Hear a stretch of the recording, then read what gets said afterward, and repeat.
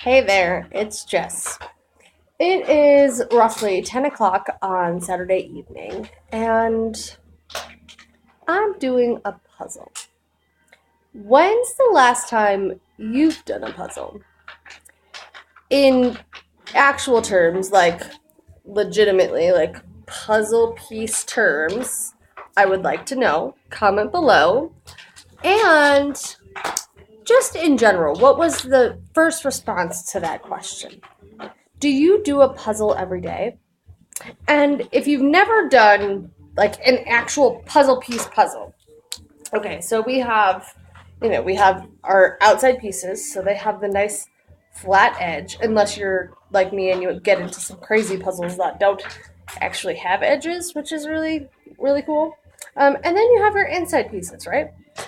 So, what do we, at least most people, you create the boundary first. You create your border in order to work inwards.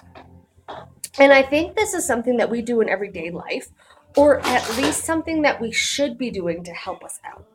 Right? So if we started with just the basics, putting together our framework for the day, each and every single day, whether that's starting with your gratitude, whether that's starting with your, writing down your goals, writing down your three most important things to tackle that day, whatever it is, if you start there, if you start with your border, your framework for the day, how much easier is it to place the inside pieces, to place the rest of the puzzle when we have some sort of framework to start ourselves with? It's so much easier to be able to for puzzle makers, some of us like to challenge ourselves and completely get rid of the top of the box that shows the picture of what we're building.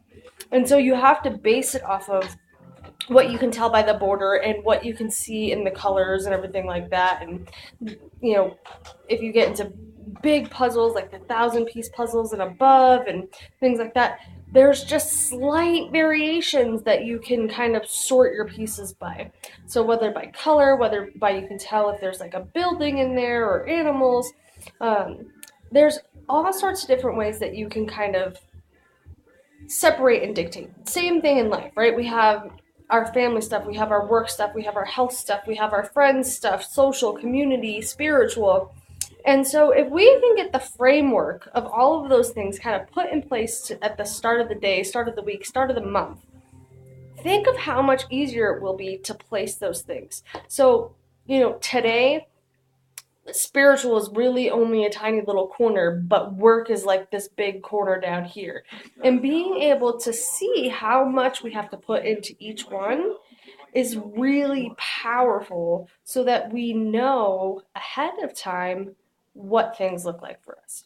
So if you're not frameworking your day, and again, it could be anything from starting with gratitude, writing your goals down, um, picking the three most important, generally the hardest things, the things that we don't really want to do, things to start our day off with. I highly encourage you to try those things. And I dare you to try a puzzle. A real puzzle over 500 pieces. If you're a newbie, never done a puzzle before, 500 is probably a good start.